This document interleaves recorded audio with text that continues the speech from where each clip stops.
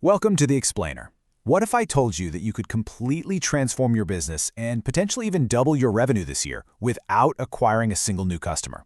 I know, it sounds impossible, right? Maybe even a little bit like magic, but it basically comes down to the absolute most underutilized yet incredibly powerful growth lever in literally any SaaS or digital business: pricing. You see, you can have a phenomenal product, a brilliant marketing team, rock-solid technology, the whole shebang, but if your pricing is off, your growth is just going to stall out. It is the core engine that drives sustainable revenue, yet it's so often misunderstood or just slapped on as an afterthought. So today we're going to break down exactly how successful companies choose their pricing models, package their value, and connect their pricing directly to their overall growth. Let's dive in. To really grasp the immense impact here, let's actually look at the math for a second. Imagine a SaaS company has 1,000 customers, and they're each paying £100 per month. That gives us a monthly recurring revenue, or MRR, of £100,000. Now, if that company increases its average price to £120 a month and keeps the exact same number of customers, boom, the MRR suddenly jumps to £120,000. That's an extra £20,000 a month, which adds up to £240,000 a year in additional recurring revenue, with absolutely zero new customers. And here is why that is so vital. Because this is existing customer revenue, that extra £240,000 is almost pure profit. There are no new marketing costs or sales commissions eating into it. It's pure capital that you can reinvest directly back into your product, your team, or your own pocket. That's the sheer, unmatched leverage of getting your pricing right. So here's our roadmap for this explainer. First, we'll redefine the true power of pricing. Second, we'll open up the toolbox of core SaaS pricing models. Third, we'll talk about packaging and positioning. Fourth, we'll connect pricing directly to your growth metrics. And finally, we'll cover the most common pricing mistakes that you need to avoid at all costs. All right, let's kick things off with Section 1, the power of pricing, and why it's your ultimate strategic growth lever.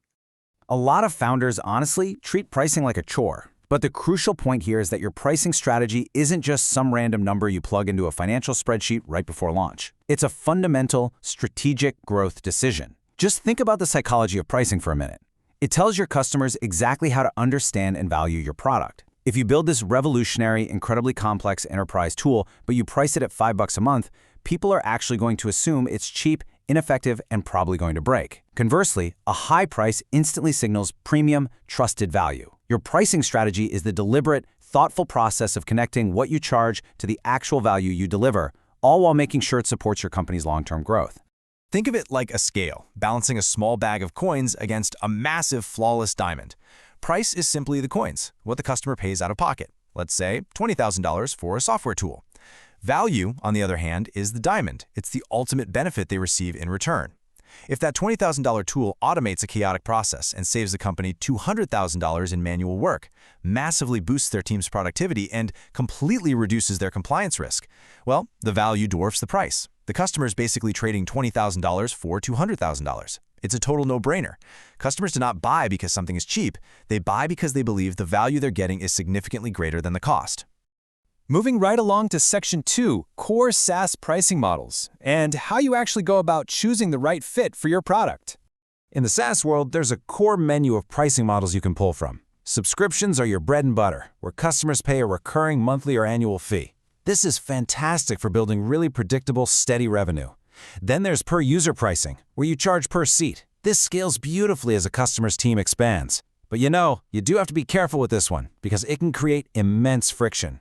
If every single new user costs extra, managers might just start sharing login credentials to avoid paying for an extra seat, which completely ruins your engagement data. Next up, usage-based pricing, like paying per API call or gigabyte stored. Highly popular for infrastructure tools because it perfectly aligns with what the customer is actively consuming. And finally, tiered pricing, offering different packages to perfectly segment your customers based on their distinct needs and budgets.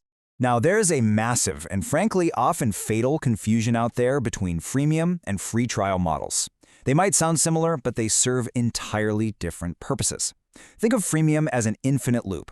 It means there's a free plan that can continue literally forever, just with limited features or restricted capacity. It's built for massive, broad adoption and is really the bedrock of product-led growth. The goal is just to get your product into as many hands as possible and let it sell itself over time. A free trial, though, is much more like an hourglass. It gives access to the product for a limited time, like 14 or 30 days, before the sand runs out. It's designed specifically for faster conversion because it creates this sense of urgency, letting customers fully experience the value right up until they hit a hard paywall. Beyond those basics, companies frequently mix and match to find their perfect balance. You might see a hybrid model combining a base subscription fee with usage-based charges tacked on top. There's enterprise pricing, usually custom negotiated behind closed doors for those complex, large-scale deployments that require intense security and legal reviews. You also have add-on pricing for things like premium 24/7 support or advanced analytics. And hey, don't forget one-time setup fees. These aren't just some sneaky cash grab. They're often a total necessity to cover the intense engineering hours required to migrate a massive client's legacy data into a brand new system. The right model absolutely depends on your product's unique complexity and, ultimately, what your customers are willing to pay. Okay, Section 3, Packaging and Positioning, and the subtle art of structuring your offer. We have all seen this setup, right? The classic good, better, best model. It maps out a crystal-clear upgrade path for the buyer. You've got a starter plan offering core value for individuals, maybe at £29 a month. Then a professional plan at £99 a month, tailored for growing teams, throwing in advanced reporting and growth features. Finally, a custom enterprise plan packed with advanced security and dedicated support. But here's the secret psychology behind it all. It relies heavily on the decoy effect. Companies intentionally design that middle professional tier to be the Goldilocks choice, the one they actually want you to pick. The starter plan anchors you away from just hunting for a freebie, while the enterprise option looks a bit too heavy and intimidating. Suddenly, that middle tier feels like the most attractive, safest, and highest value option. It gently guides the customer exactly where you want them to go. You have to remember that your pricing is inextricably linked to your market positioning and your entire sales motion. Basically, the difference between a shopping cart and a firm handshake. If your product is £20 a month, it needs to live in a self-serve shopping cart on your website. You literally cannot afford to pay a highly skilled sales rep to hunt down and close those small deals. The math just doesn't work. Conversely, a $100,000 annual contract absolutely requires a handshake, whether that's in person or over Zoom. It demands a dedicated account executive, weeks of deep discovery calls, security audits, and totally custom proposals. If your pricing and your sales motion don't align perfectly, the unit economics of your entire business are going to completely break apart. That brings us to Section 4, connecting pricing to growth and truly understanding your unit economics. Think of your business like a really delicate seesaw. On one side, you've got your customer acquisition cost, or CAC. This is every single penny you spend on marketing, ads, and sales just to win one new customer. On the other side, you have your customer lifetime value, or LTV, the total revenue that customer brings in before they eventually cancel. Well, pricing is essentially the balancing act between these two vital metrics. If your price is low, you absolutely need a low CAC. You cannot afford to spend £5,000 to acquire a customer who only pays you £10,000 a month. Unless they stick around for 4 decades, you are losing money on every single sale. An imbalance on this seesaw is quite literally the #1 reason SaaS startups burn through their funding and go bankrupt. Your pricing changes must ensure that the lifetime revenue a customer brings in massively outweighs what it costs to get them through the front door in the first place. A truly brilliant pricing strategy doesn't just acquire customers at the front door. It actively drives expansion revenue over time. As a customer finds success with your product, your pricing should naturally grow right alongside them. It's like building a staircase that leads up to a rocket ship. Expansion happens by adding more users, increasing usage volume, upgrading to a higher tier, or buying add-ons. The crucial element here is ensuring this feels like a smooth, highly logical upgrade path. You never ever want a customer to feel like they're being punished for their success. For example, if a client suddenly lands 10 new accounts, their server usage spikes, and they get hit with a massive, unexpected overage bill, they're going to feel punished and instantly start looking for alternatives. Good pricing aligns your revenue growth with your customer success metrics seamlessly. Gone are the days when a founder just threw a dart at a dartboard to pick a price point. To manage all this complexity today, modern companies rely heavily on revenue operations or RevOps teams. Think of them as the scientists of your business. They meticulously track win rates by price point, analyze discount levels, and monitor churn across different plans. And increasingly, all of this is being powered by artificial intelligence. AI can now scan thousands of lost deal notes and rejection emails to tell you the unvarnished truth. Are you actually too expensive for the market, or are your sales reps just failing to explain the value properly? This level of analysis transitions pricing from being a blind guessing game based on gut feelings into a highly measurable, responsive, and totally data-driven strategy. And finally, Section 5, Common Pricing Mistakes, and exactly how you can avoid these pitfalls. As we wrap up, you absolutely must avoid these incredibly common pitfalls that can so easily derail your business. First up, pricing too low. It leaves money on the table, sure, but worse, it weakens your perceived value.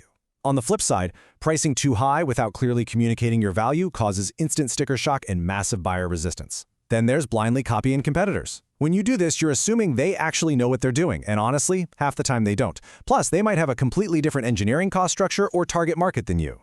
Confusing packaging with too many options just paralyzes the buyer. Confused minds always say no, and you really have to watch out for uncontrolled discounting. Slashing prices just because a sales rep wants to hit their monthly quota severely damages your margins, and worse, it trains your customers to never buy at full price because they're always just going to wait for the next big sale.